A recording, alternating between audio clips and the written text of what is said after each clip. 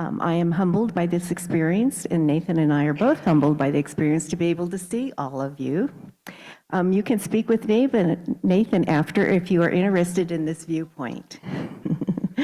We are meeting on the lands of the Paiute and Shoshone and Washoe tribes, and be mindful of our profound debt to our brothers and sisters.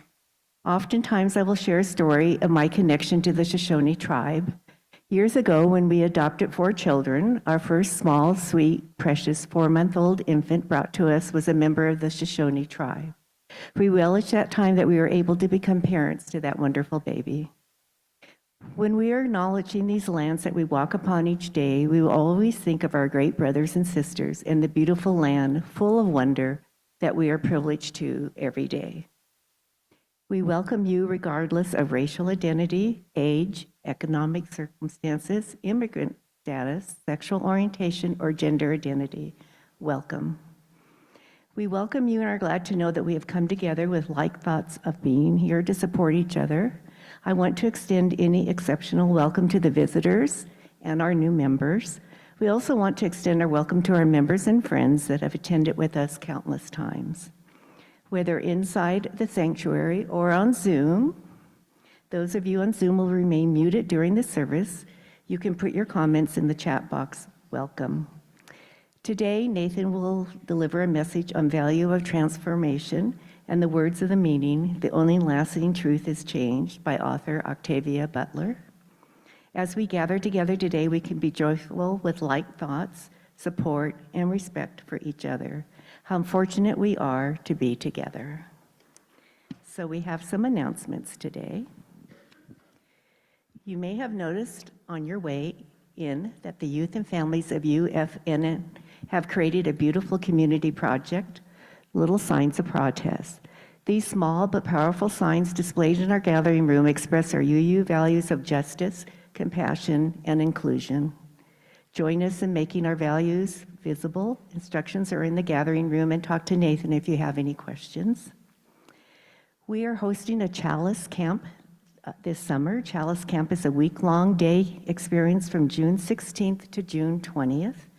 It will be a week of building community, having fun, and learning more about Unitarian Universal.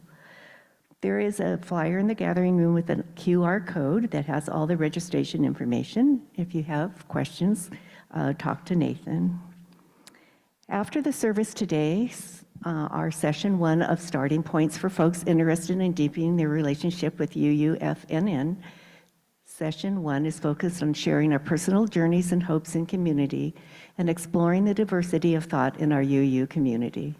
It will be about 90 minutes long. Talk to Deborah Graham or Christina Silva after the service if you are interested in participating. We are still collecting food for our center food pantry. There are bins in the gathering room and outside the Star King room. We need pre-cooked and non-perishable food, canned foods with Pop-Tarts, not cans that require can opener, bottled beverages, and toiletries. Talk to Carol Chenard for more information.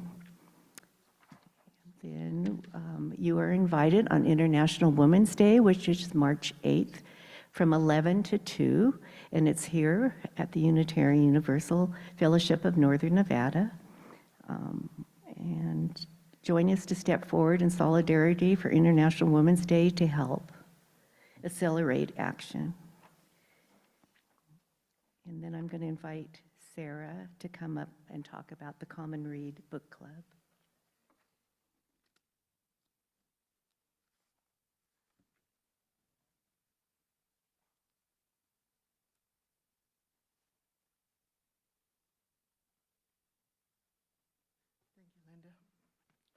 Good morning. Hi. It's a nice day outside. As you may know, the Common Read this year is Authentic Selves. And it celebrates, get closer. How about now? Is that better? It's just I'm short, sorry. As you may know, the Common Read this year is Authentic Selves. It celebrates trans and non-binary people and their families. Each section covers an influential trans person's story with their family. It gives their allies perspective by emphasizing the strength and love family and allies give to us. It's not just about trans people, it's about the families too, and the times that they had to deal with things, and all of the things that they had to go through, and all of the problems that they had and they had to transition to, because it's not just me that transitions, it's you too. And we need you so much right now. Each section is only 2 to 5 pages, and it's a very easy read. Give you an example.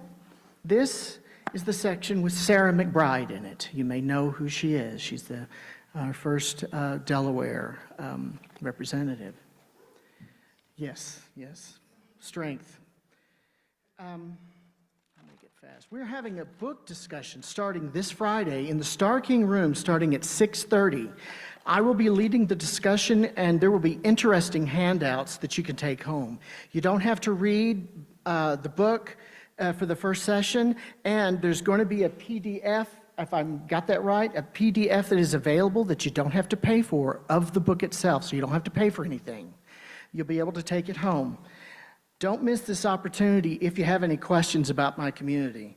It is a safe place to ask any questions or just be able to support us. It will be on the 7th, it will be on the 14th, the 21st, and the 28th of March.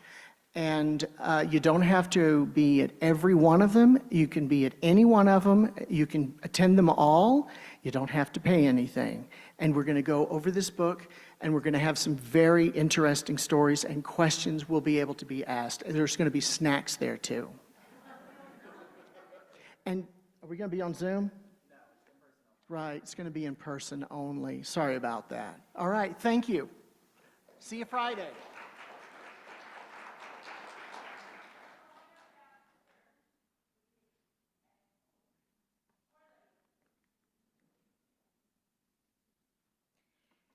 Just a reminder, in the seats in front of you are joys and sorrows cards. You can fill out and bring them up here, and we will do joys and sorrows. Greeting time. Now please take a moment to greet your neighbors. We are all respect wishes of each other and social distancing as preferred. Please welcome each other. I will ring the singing bowl when we're done.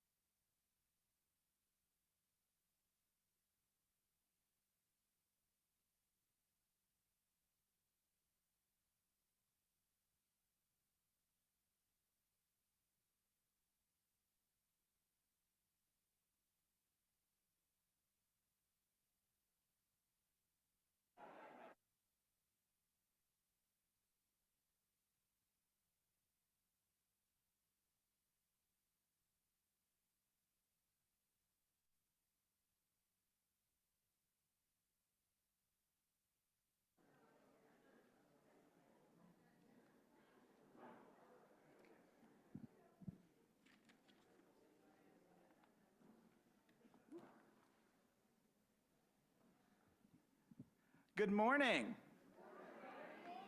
My name is Nathan Bakken. I use they, them pronouns, and I'm the Director of Congregational Life here at the Unitarian Universalist Fellowship of Northern Nevada, and that is always more syllables than you think it is. Each month, for this year, we are coming together as a community to reflect and contemplate on one of the values that guides our Unitarian Universalist faith. And I'm getting ahead of my script. I also just wanted to name that this Saturday, the International Women's Day event that is going to be hosted here is being led and organized by Tu Casa Latina, and we're so grateful to be able to hold space for them as they lead that important event. And in that work of community and belonging, we find ourselves in March. It's already March. And with March comes a reflection on our theme of our value of transformation. As we move into spring and the trees start budding, we see the reality of transformation and change in our natural world, slowly transforming the world around us. And as Unitarian Universalists, when we speak of transformation, our tradition gives us very specific language. It says, as you use, we are speaking about our commitment to adapting to a changing world. We covenant, meaning we come together and make commitment to collectively transform and grow spiritually and ethically. We understand that our collective openness to change is fundamental to our Unitarian and Universalist heritages. Ours is a living tradition, a tradition that is never complete and never perfect. So, to open this month of stories and songs and reflection of what does it mean to transform, we are grounding our service today, seeking permission to ride these spiritual and ethical waves of change. In the words of the novelist Octavia Butler, all that you touch, you change. All that you change, changes you. The only lasting truth is change. God is change. So we move to open our hour of sacred time together, knowing that each of our own presence here in this room changes this space. This space is changed because we are in it. And in return, we hope as we change this space changes us as we depart and leave. And so to light and open and welcome our space, I really need to get better about finding someone to light the chalice. Leah? I was like, I saw a hand. I'll invite Leah up to light our chalice as I read these words by Betts Winnicky. This one. May this flame, symbol of transformation since time began, fire our curiosity, strengthen our wills, and sustain our courage as we seek what is good within and around us. And I'll just add, Leah is lighting one of our 3D printed chalices that we also have in the gathering room that Leah's family has made for us, and we're very grateful. Yeah. Oh, congratulations. I would now like to invite everyone to rise in body and spirit for our opening hymn. As you can see, we don't have our choir today, but we are gifted by the musical stylings of Laura and David, and our opening hymn, Swimming to the Other Side.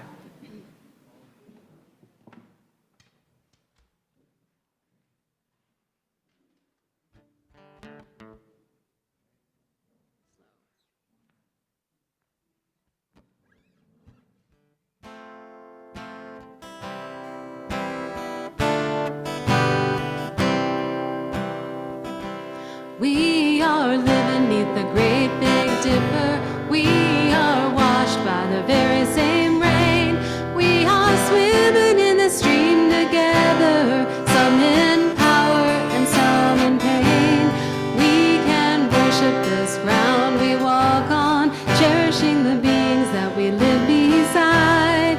Loving spirits will live forever. We're all swimming to the other side. I am alone and I am searching, hungering for answers in my time. I am balanced at the brink of wisdom. I'm impatient to receive a sign. I move forward with my senses open. Imperfection, it'd be my crime. In humility, I will listen. We're all swimming to the other side. We are living neath the great big dipper. We are washed by the very same rain. We are swimming in the stream together, some in power and some in pain. We can worship this ground we walk on, cherishing the beings that we live beside. Loving spirits will live forever. We're all swimming to the other side.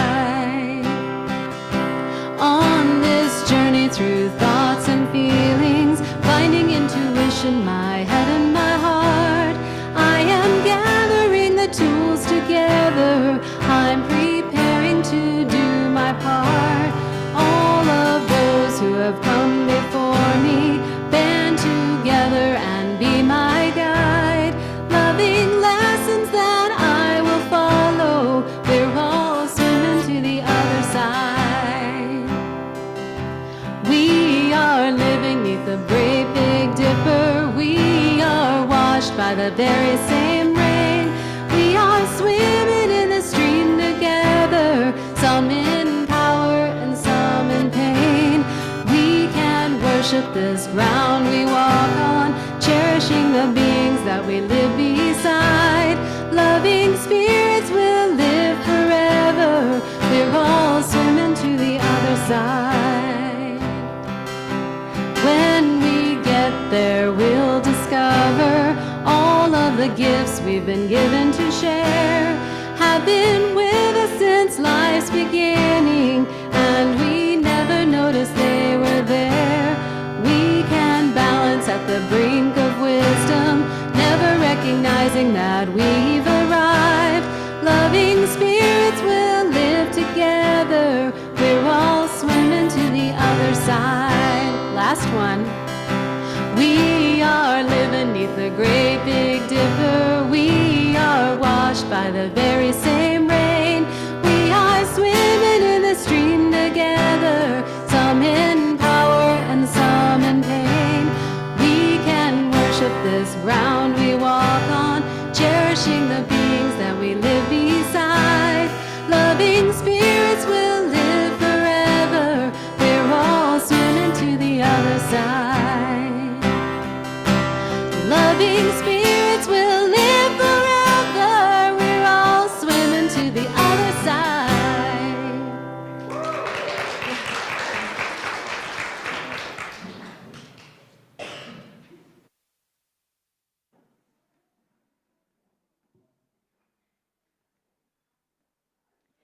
Now is the time for stories for all ages. And if there are any children in the back, they're welcome to come up here to the table so they can see the book a little bit better. So the book is From the Stars in the Sky to the Fish in the Sea by Kai Chung Tom.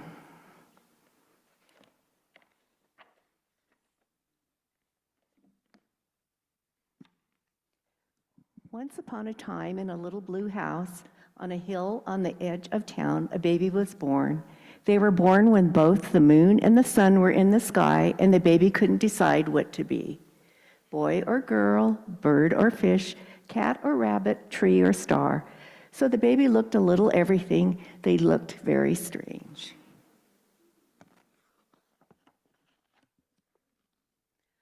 All the same, the baby's mother gave her child a bath and rocked them in her arms. Your name, she said, is Mu Ling. And she sang a song that her own mother had sung to her long ago. Whatever you dream of, I believe you can be, from the stars in the sky to the fish in the sea. You can crawl like a crab or with feathers fly high, and I'll always be there, I'll be near, standing by. And you know that I'll love you to the day that I die. And even though they still couldn't decide, the baby felt loved.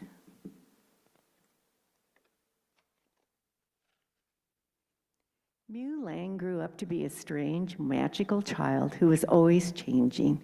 They grew feathers and wings to fly with bluebirds in the morning, scales and a tail to swim with fish in the afternoon, and fur and paws to play with puppies in the evening.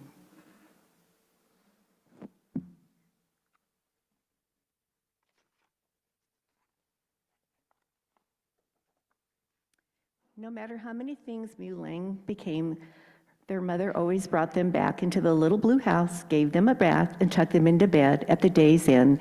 As the stars rose, she sang, "Whatever you dream of, I believe you can be, from the stars in the sky to the fish in the sea."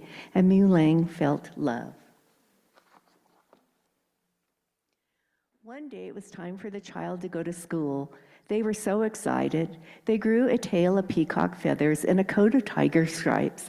"Have fun," said Mu Lang's mother, but when they got to the school, the other students were either boys or girls. They had no feathers, no scales, no leaves, no fur, no fins, not even any sparkles. No one invited Mu Lang to play. One little boy ran up to the child and asked, "What are you supposed to be?" Mu Lang didn't know how to answer. When they came home, their mother asked them how they liked school. "It's okay," said Mu Lang. "Did you make any friends?" "Not really," said Mu Lang. That night, Mu Lang's mother tucked them into bed and sang, "You can crawl like a crab or with feathers fly high, and I'll always be here, I'll be near, standing by. And you know that I'll love you till the day that I die." And Mu Lang felt loved, but also worried. The next day, they wore a turtle shell and porcupine spines. No one pulled or poked Mu Lang, but the other children still pointed and whispered. "Did you make any friends today?" asked their mother. "Not really," said Mu Lang. That night, Mu Lang's mother tucked them into bed and sang, "Whatever you dream of, I believe you can be, from the stars in the sky to the fish in the sea." And Mu Lang felt love, but also felt sad.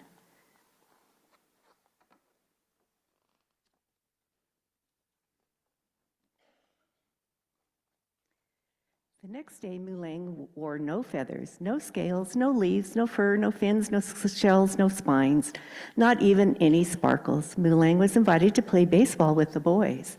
No one pointed, whispered, laughed, or stared, but Mu Lang joined the little girls playing hopscotch.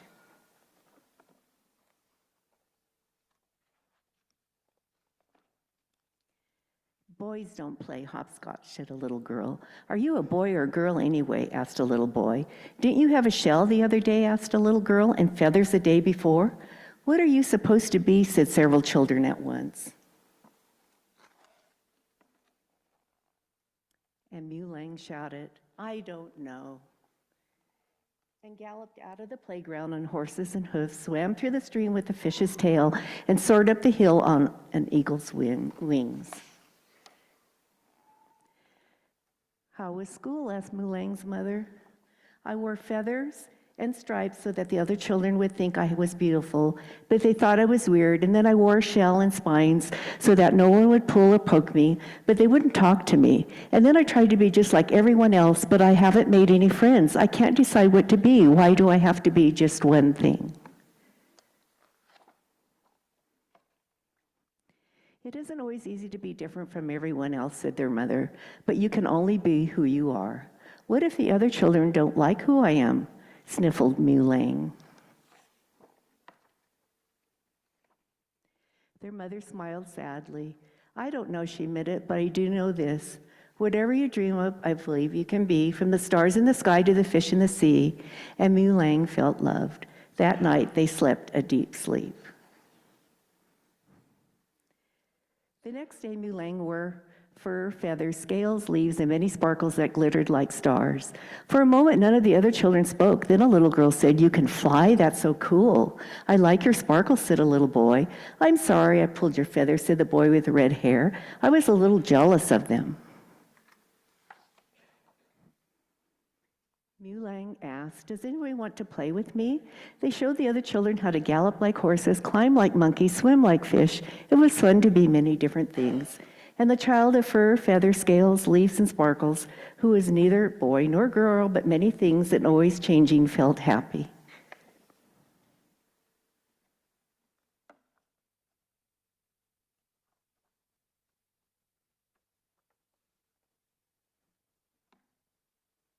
In the little blue house on the hill on the edge of town, Mulang's mother smiled and sang the song her mother had sung to her once upon a time. "Whatever you dream of, I believe you can be, from the stars in the sky to the fish in the sea. You can crawl like a crab or with feathers fly high. You can, and I'll always be here. I'll be near, standing by. And you know that I'll love you till the day that I die. Whatever you dream of, I believe you can be, for you are my child, courageous and free."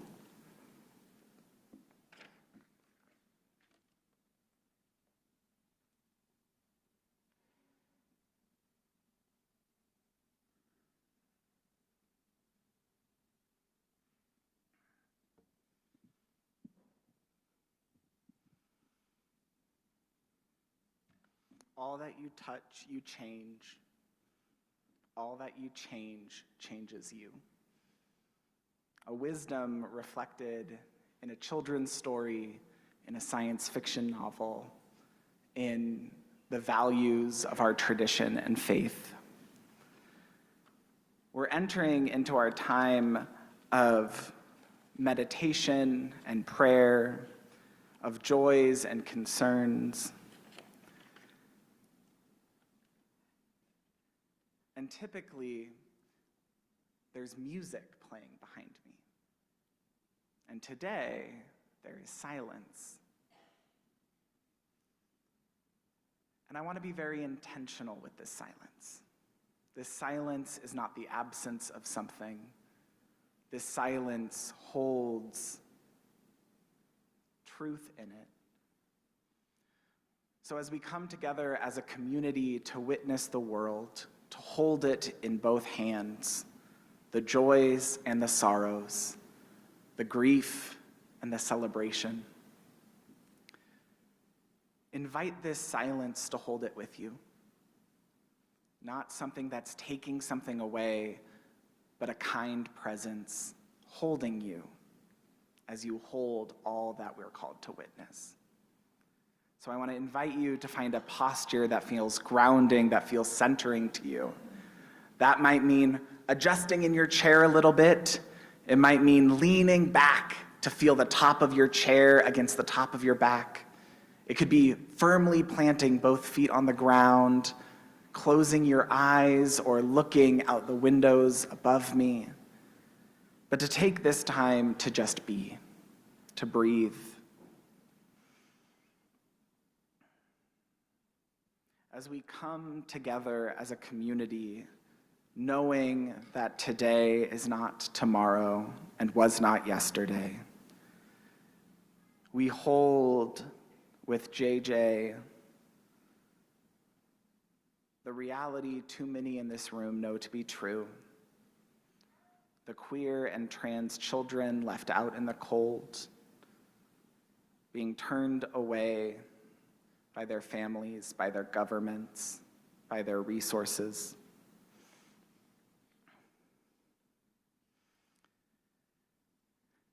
We come together with Paul Leonard in the celebration of movement, of protest, of the rallies that happened over the weekend and the rallies that are on the way. Our voices echoing against injustice, our signs filling the sky, letting the world know where we are in this moment.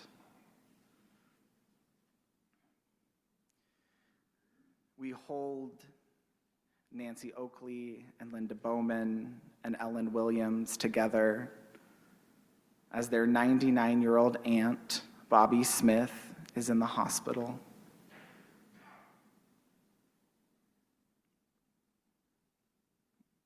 May they find moments of comfort and love as they support their family and as their community supports them.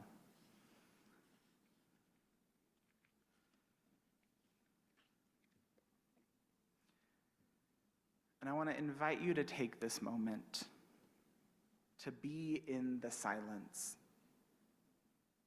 There's no right way or wrong way to be. To take time and space, hearing that silence is never truly silent as we shuffle, as we breathe, as we exist in room together.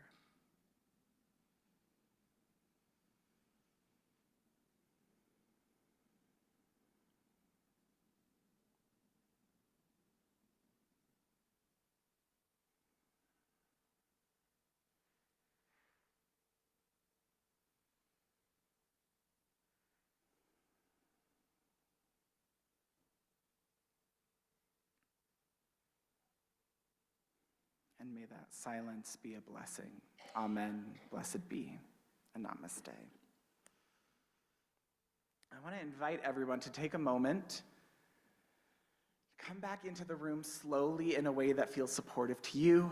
It might mean opening your eyes, looking around. You might need to stretch a little bit, move your body in a way that feels grounding, supportive. There's a lot in that silence. And I'm about to fill this room with a lot of words. In our opening call to worship this morning, I quoted the prophetic science fiction novelist Octavia Butler, and more specifically, I quoted her novel, The Parable of the Sower. This is my copy of The Parable of the Sower that I've had since my sophomore year of college. And I'm curious, by a quick show of hands, who here has heard of Octavia Butler? She's gotten real popular in the last few years. And by a quick show of hands, who here has read this novel? Smaller amount of hands. When I first read Octavia Butler, I was an undergraduate English Lit major at Western Washington University. I accidentally stumbled, which is actually how I navigate most higher ed institutions, into an unofficial focus for my English Lit degree on speculative and science fiction, particularly written by marginalized voices. Very niche. Beginning with a course on Afrofuturism. Afrofuturism is a creative, cultural, and aesthetic movement that dares to imagine a future where Black people are not just present, but are the central protagonists of the world. It was in that Intro to Afrofuturism course where I first met Octavia Butler's work. And what I love about her work, and what I love about science fiction as a genre, is that it dares to imagine futures that are not problem-free.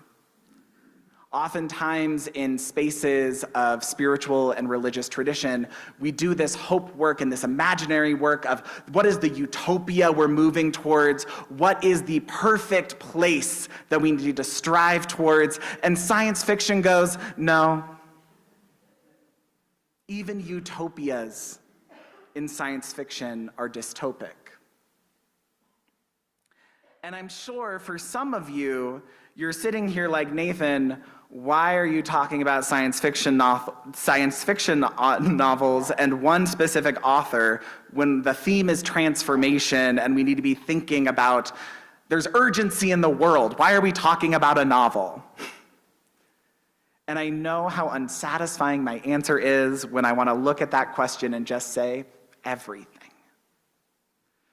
The Parable of the Sower, and Octavia Butler in particular, she passed away in 2006.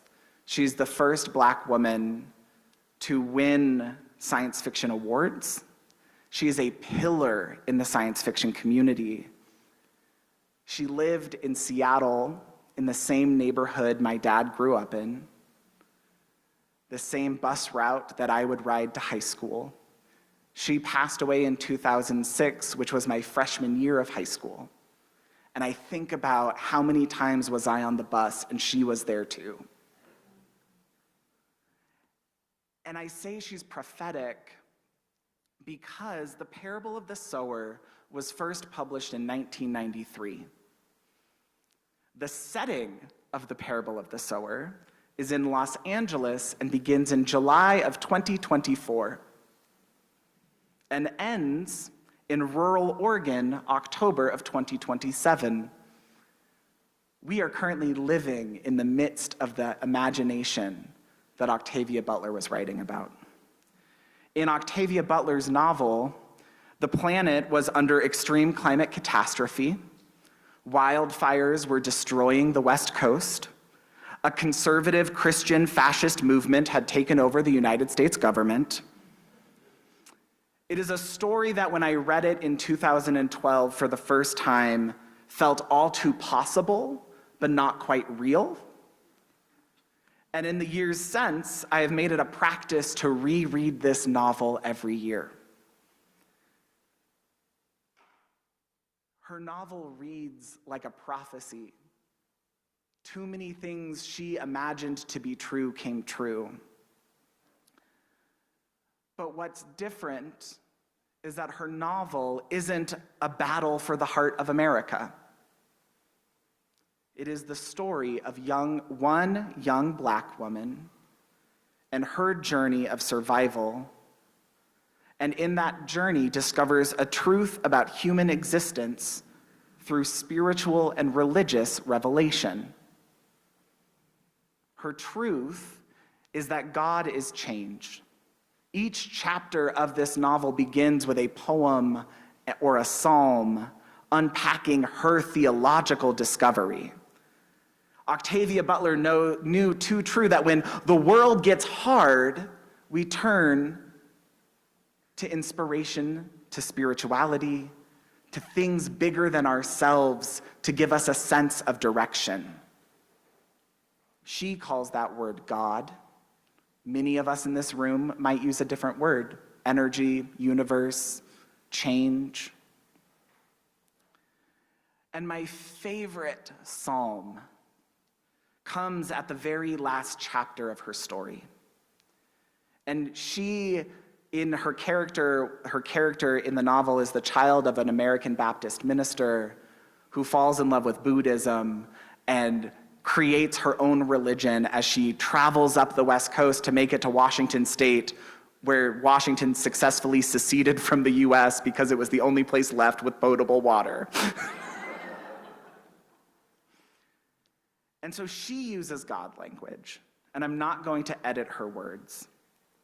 But if that language unearths something in you that makes you feel uncomfortable or combative, I want to invite you to edit the words in your heart, to find the word that equates to something bigger for you, to meet your needs as we hear this wisdom. Create no images of God. Accept the images that God has provided. They are everywhere, in everything. God is change.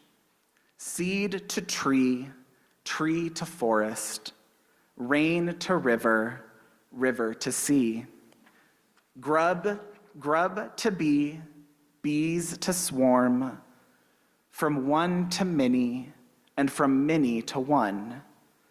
Forever uniting, growing, dissolving, forever changing. The universe is God's self-portrait. Tell me that does not sound like a chalice lighting or a prayer you would hear at UU General Assembly. Transformation as a value for our faith, as a value that you are called to live out, to embody, to make your own, to figure out what you think about it, is really simple and complex.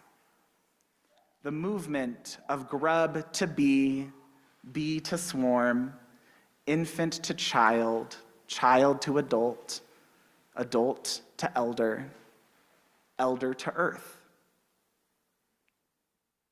Reading and rereading the parable of the sower revolutionized my theology. It revolutionized my spirituality. It revolutionized my ethic. This interconnected web that we're all a part of as Unitarian Universalists, translated in a sci-fi novel written the year after I was born.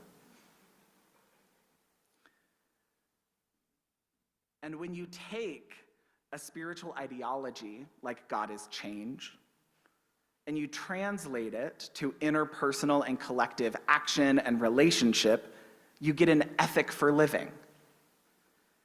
If the universe is constantly changing, so too are the people I love. So too are the people I try to love.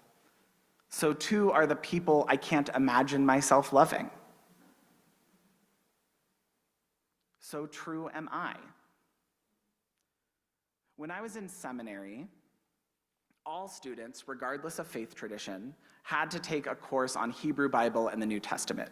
Hebrew Bible is the academic way of talking about the Old Testament, because Jewish folks had that book before the Christians did.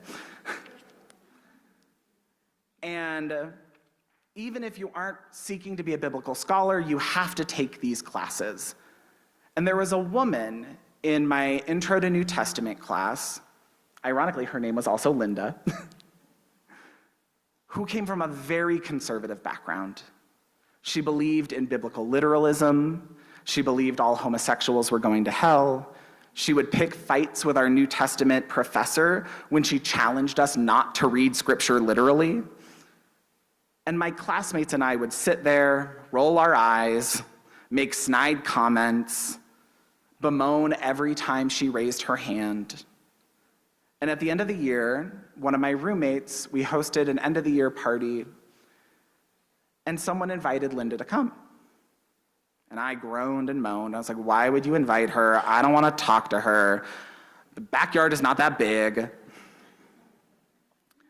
And at that party, thinking about Octavia Butler, thinking about what does it mean when I say the only lasting truth is change, I took a risk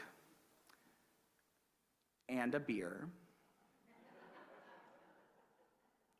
And I really, for the first time, gave her a chance to talk. I learned that she's a mom.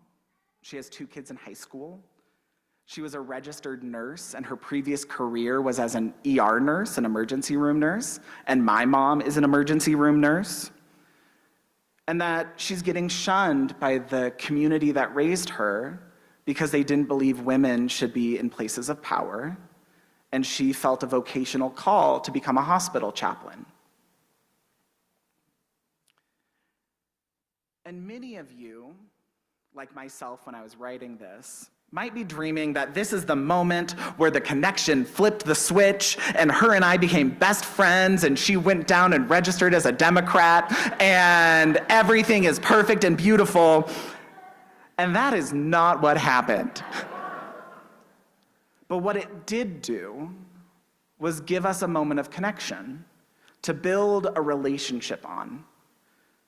Not trying to, I was like, I'm not here to make you a perfect person, and she's not here to make sure I know where I'm going after I die. We built a relationship. Over those 3 years of seminary, Linda and I had many moments of disagreement, many moments of transformation, and there are 2 memories that really come to mind. My second year of seminary, I had the privilege to go on a travel seminar to southern India to study interfaith conflict mediation practices from a non-Western context. Very cool, very fancy. And the professor leading the trip sat me down and the only other person who was out of the closet and said, he's like, I want you to know that India is not where I want it to be. And you're gonna be meeting with leadership who will not see you as human. And he goes, and as much as I don't wanna tell you what to do or how to do it, I wanna give you the context to make the decisions yourself. And I was like, I'm not about to be the angry white person trying to convert an entire continent. That's happened before. And I was like, no, I'm gonna learn, I'm gonna listen, I'm gonna be present. And we're at this gathering of 9 evangelical Christian pastors in South India, and Linda is on this trip. And Linda raises her hand, And Linda goes, "So what are all of you doing to support the LGBT community here in southern India?" And I look at the other person who is out of the closet, and we're like, and then the professor looks at us, and we're like, we did not tell her to do that. But it was a turning point in my relationship with Linda. Fast forward another 2 years. It's 2019. I'm getting ready to leave Boston to move back west to be closer to family. And I get a text from Linda asking me to lunch. If you've been to Boston, there is no good Mexican food in New England. And I'm at a bad Mexican restaurant on Commonwealth Avenue, sitting across the table from someone who once truly believed I was not a human being, and we're getting ready to say goodbye. And I was anticipating a goodbye reminiscence a little bit, and as Linda comes in, she sits down and is immediately crying. And I'm gonna try not to cry, but I make no promises. She's crying because her son, who is now a sophomore in college, his best friend came out as a trans woman. And that young woman's family disowned her, refusing to pay for her college education. And Linda grabs my hand and says, "So I legally adopted her yesterday, so I can put her on my health insurance, so she can have access to the health care she needs. We're also gonna pay for her college because she wants to go into computer science and she's brilliant."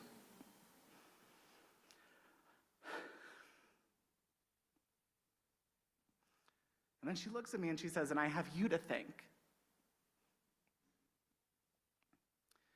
Because if I hadn't known you, I would have treated her the way her family did."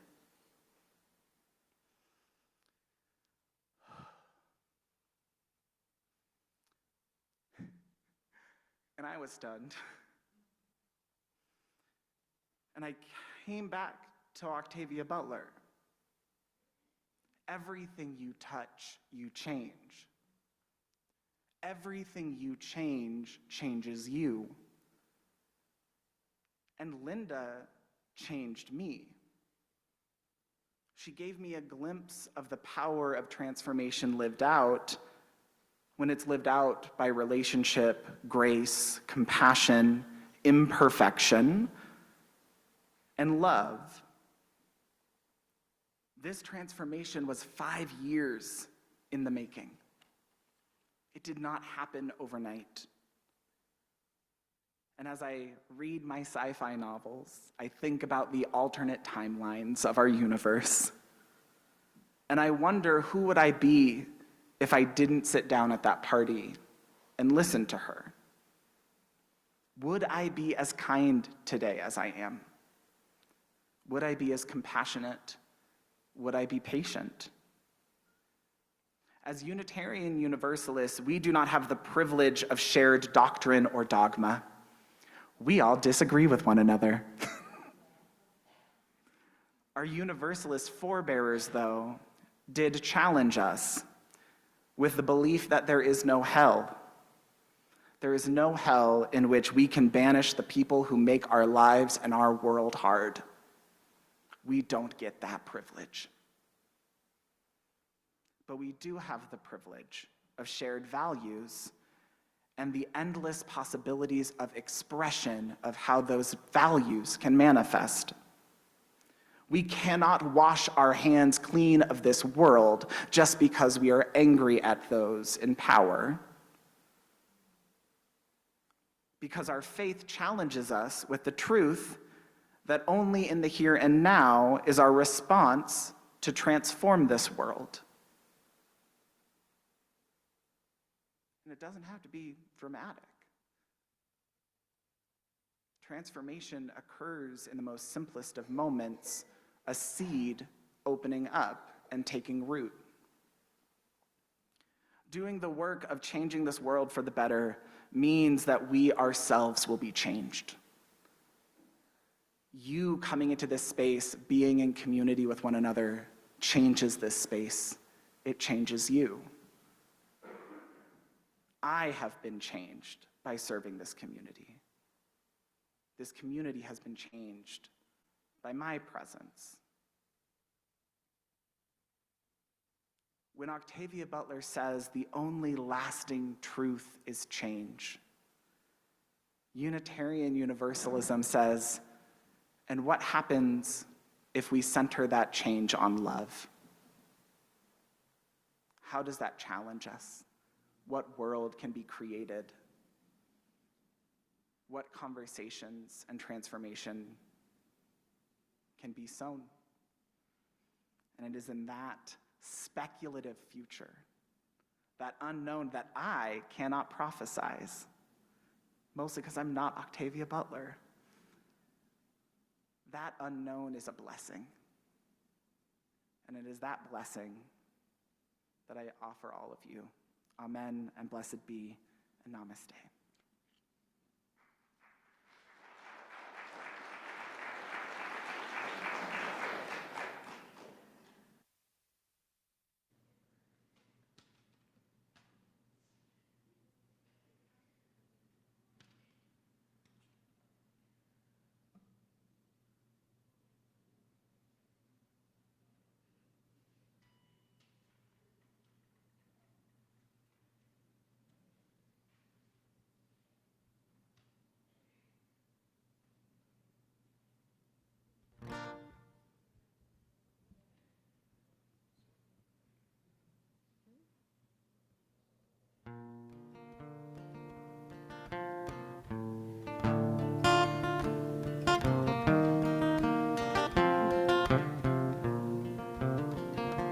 We're all hoping, we're all hopeless, we're all thorns and we're all roses.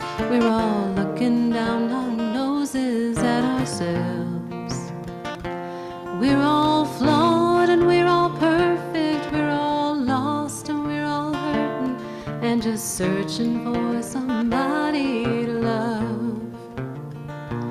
We're all liars, we're all legends, we're all tens that want 11s. We're all trying to get to heaven, but not today. We're all happy, we're all hating, we're all patiently impatient, and just waiting for somebody to love. We're all good, but we ain't angels. We all sin, but we ain't devils. We're all pots and we're all kettles, but we can't see it in ourselves. We're all living till we're dying. We ain't cool, but man, we're trying. Just thinking we'll be fixed by someone else. We all wrangle with religion. We all talk, but we don't listen. We're all starving for attention, then we'll run. We're all paper, we're all scissors, we're all fighting with our mirrors, scared we'll never find somebody to love.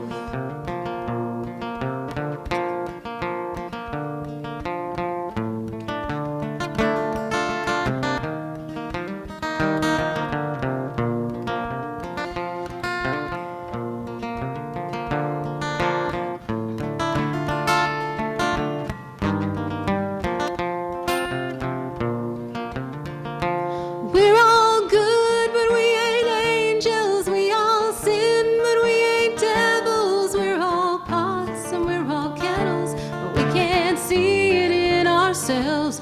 We're all living till we're dying. We ain't cool, but man, we're trying. Thinking we'll be fixed by someone else.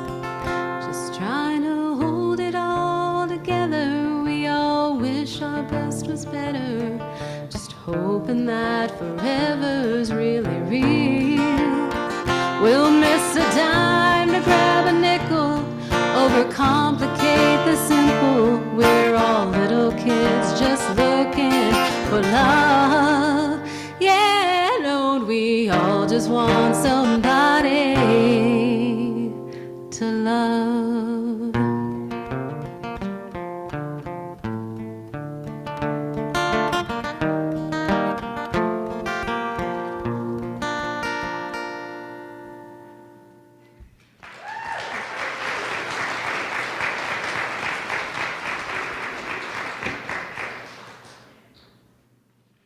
We are in the heart of our stewardship season, and to offer a testimony to this community, I'd like to invite up Carol Pete Peterson.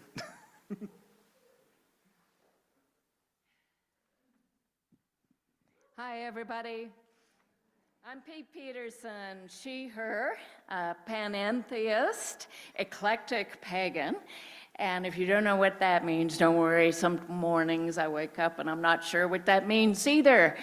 But my theology will change, and my spiritual home will not. It will remain this fellowship, and that's one of the wonderful things I find about Unitarian Universalism.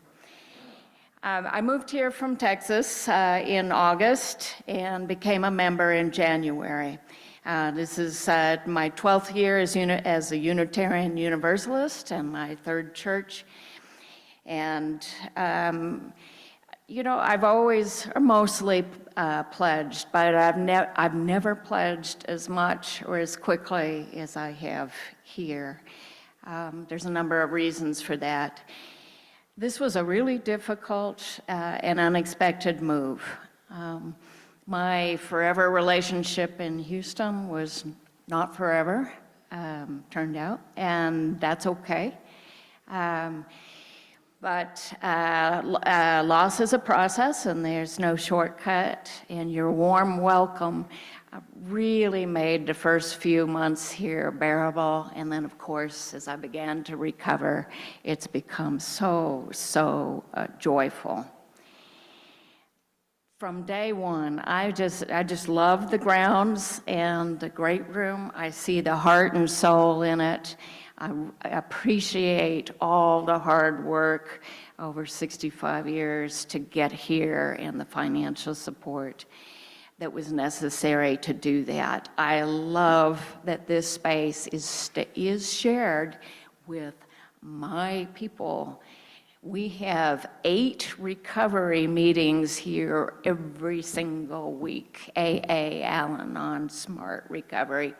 It's shared with my people, the LGBTQIA community, because I left a son in Galveston County, Texas, working recovery and helping others to do that, but he cannot be his authentic self there. But he knows that he can go to the local Unitarian Universalist church and he will be accepted there.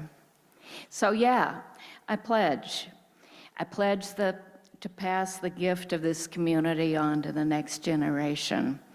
And I pledge pretty big. When I was asked to do more, point blank, by one of the leaders of this church, I fought the urge to say, why me? I just got here. And I've stepped up to that. Gulp. We are blessed with really good financial stewardship here. I joined both the Covenant of Unitarian Universalist Pagans and the financial team because I believe financial foundations really matter. And as I was getting ready to join the financial team, Dave Hutchinson and I agreed to meet at the Laughing Cat Cafe. And I'm there a little bit early. Dave walks in. He's wearing a black Jimi Hendrix shirt, and he's carrying the financial portfolio, and he lays it all out. And I about fall out of my chair. I've never seen such lean or such clean financials for a church of this size. And if good engineering is doing for $1 what any fool can do for $2, we are certainly well engineered. But there is a limit. I think we're running too lean, and I really want to see a minister here. In considering my specific pledge amount, I thought a lot about the sign I saw on the refrigerator in the building next door. Yeah, that one.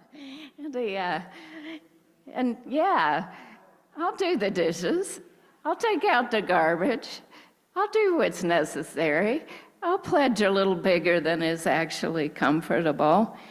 And we're just an essential part of the community at a very critical time in history. And I'll do all that in the Buddhist method with great joy and peace and gratitude, because it is a wonderful place and deserves our support. So thank you. And Philip has pointed out that if you have any questions about stewardship or you need support for getting in your pledge, he'll be in the gathering room after the service.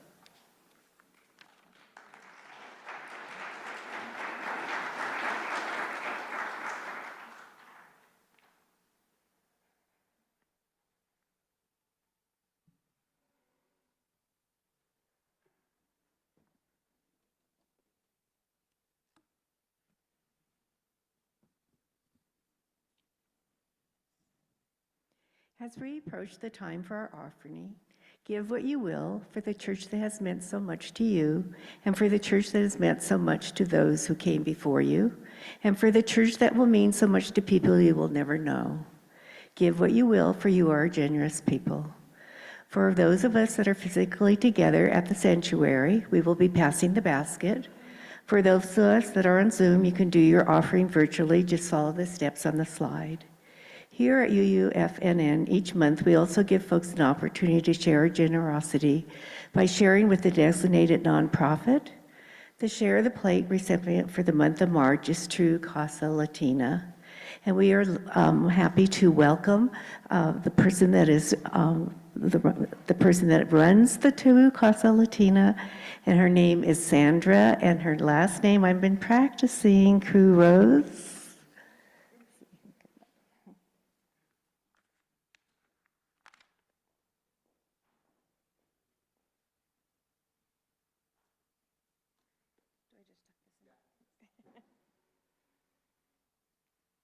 Good morning, everyone. How are you?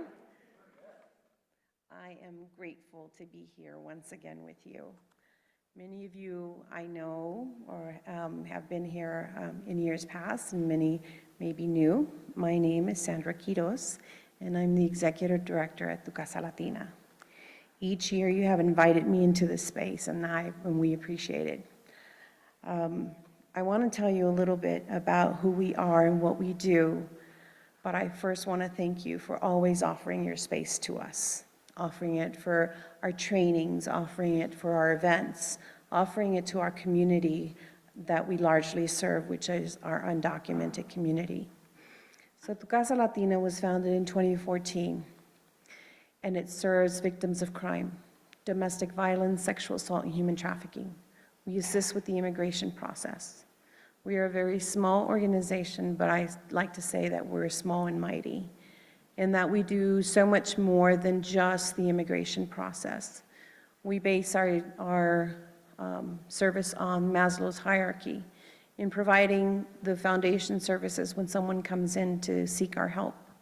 We make sure that they have a place, a home, whether that means finding a shelter for them, finding them food, diapers, if their children are with them, the next meal is going to come. And so we help with all those little resources, but we couldn't do it without our community. Our community partners are a big part of the work that we do. And once those needs are fulfilled, then we can start with our immigration process. And our process is long. The services we provide take years. So when you hear people say, oh, you can stand in line, or why don't you do things right? Immigration is a long, complicated process. And in the work that we do, the U visa, T visa, and VAWA, those visas can take up to 10 years to complete. And so meanwhile, our clients, our survivors, are living with possibly without a job or trying to make ends meet in other ways by selling food and other things in the community, or finding jobs that pay them horribly under the table, long hours and minimum wage. So We have heard many things here today that really touched my heart. And a lot of it has to do with the work that we do. We've heard of transformation. We've heard of change. We heard the song that said, swimming to the other side, acceptance, having courage and fear. Having courage and being free. And those are some of the things that encompass the work that we do. We transform people. Our tagline is Tu puerta al futuro, your door to the future. When a client starts with us, they come with sometimes nothing other than the clothes on their back, living in their vehicles. And we try to create and open that door to a future. This week, we received another U visa for one of our clients that filed her paperwork in 2019. She was a victim of rape. She worked in a place where her supervisor found out that her coworker found out that she was undocumented, and that opened the door for him to be able to abuse her. She was afraid of telling her husband, her family. She had 2 boys, and so she kept it inside. And when we met with her, she said, I just wanted to wash the shame away. So I didn't say anything. I was ashamed. I didn't know what my husband would think. I didn't know what my children would think. And so I just wanted to wash it away. She didn't say anything, but she became more depressed and more withdrawn until one of her sons asked her and forced her to tell him what was going on. And she did. And her son, her teen son, told her, you need to report this. You need to get help. This is not right. And the same thought that us immigrants have is like, who's going to listen to me? I'm undocumented. They have the power, and I'm a woman. But she listened to her son, thankfully, and she filed a complaint. Unfortunately, the company was owned by the family. Will Foreman was an uncle, and a person above him was the father. And so when victims come forward, when they blow the whistle, it's almost a backwards effect. They are re-victimized. And her hours were cut, there was retaliation, and she felt worse than ever. And she finally told her husband. And of course, he reacted angry and wanted to go beat up this guy.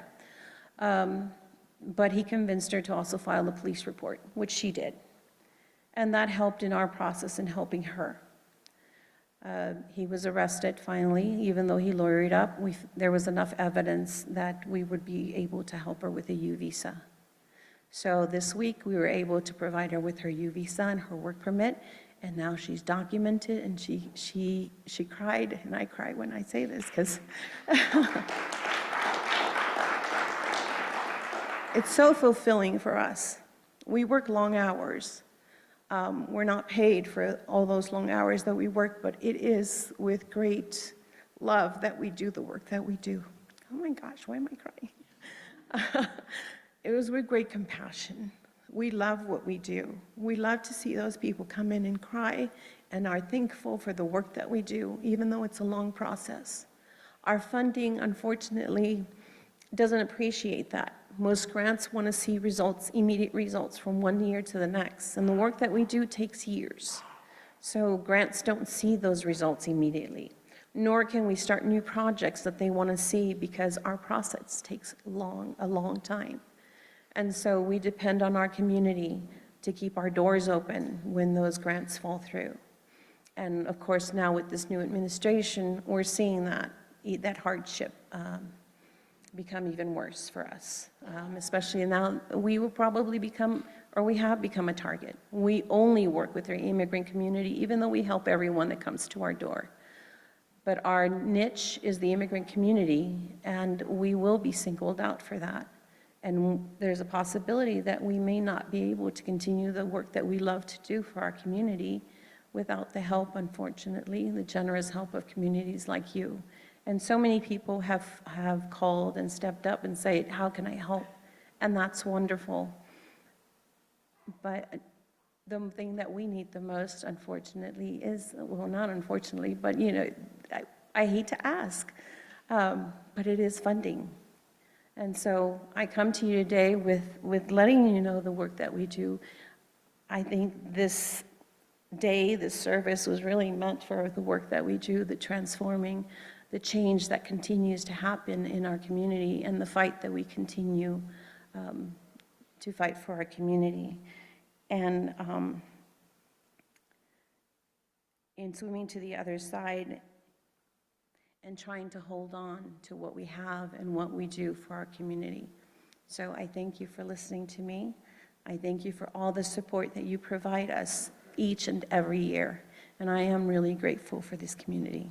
So thank you.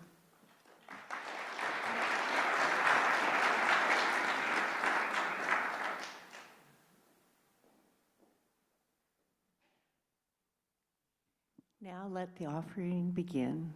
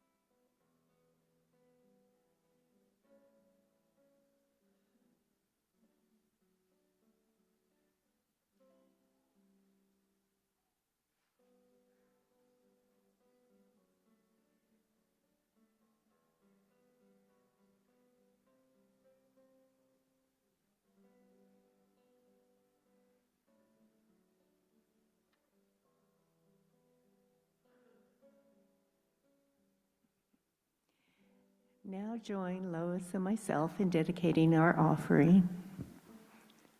We're going to special. In love, faith, justice, and joy, we dedicate ourselves, and these are our offering.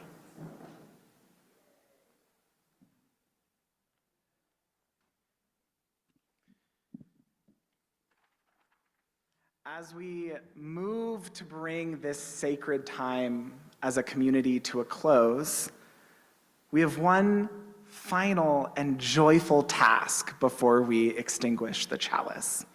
As many of you know, my predecessor, Kristen Famula, is being ordained in 2 weeks at the First Unitarian Church of Albuquerque, but she has asked that our community joins Albuquerque and her current congregation that she's leading of Ogden, Utah, to come together and ordain her as a collective.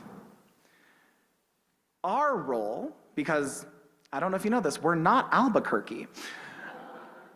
Our role is we're providing the chalice. And so on this pedestal right here is a small wooden chalice crafted by a local artist here in northern Nevada, procured by Kevin Murphy, that has been resting in the Star King room now for what feels like years. And we are going to take this chalice with us down to Albuquerque to open the space and to hold the space as Kristen gets ordained. And so before we send it on its way next weekend, or in a week and a half, we are going to bless it.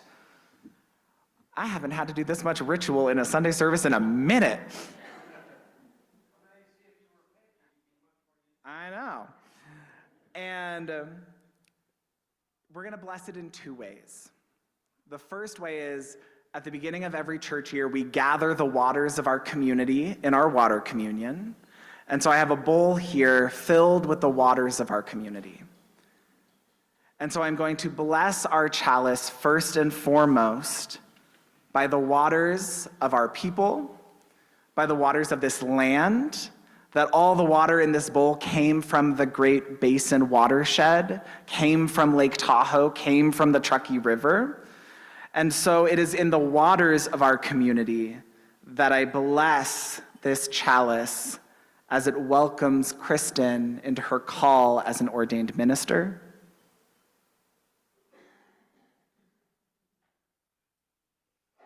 And the second blessing, and I'm going to invite Kathleen up to help me out with this, is we are going to light this chalice with the light of our community, knowing that the light that opens that sacred day on March 15th is the light of Reno, Nevada, of the UU Fellowship of Northern Nevada.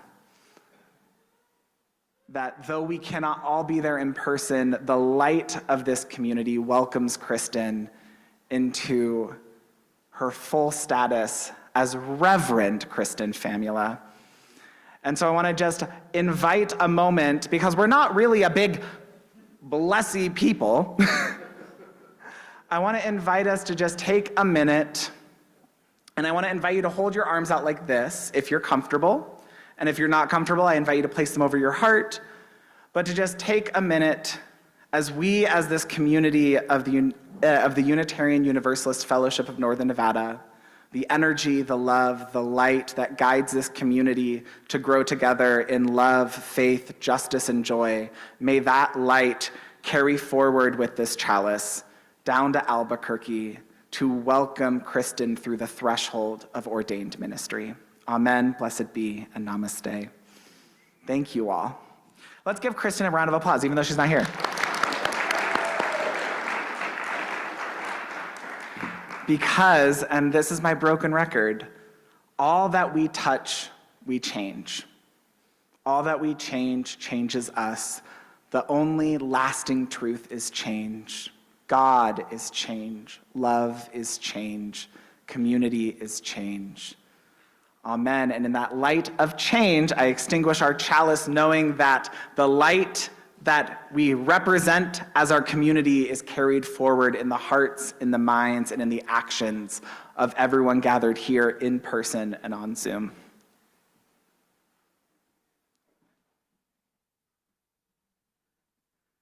And I invite you now to rise in body and spirit for our closing hymn, I Am Willing.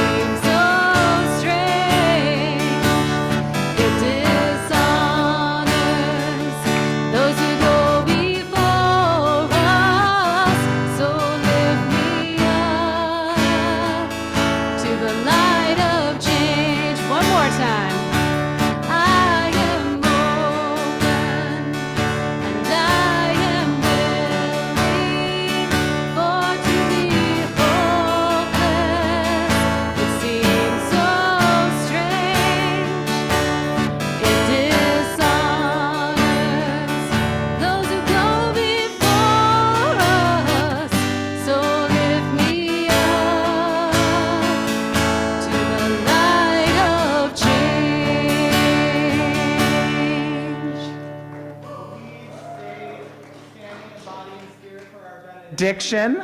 I invite you to hold hands if you're comfortable, or place your hands over your heart. For it would be strange to be hopeless, for we are open and willing. For everything we touch, we change, and everything we change changes us.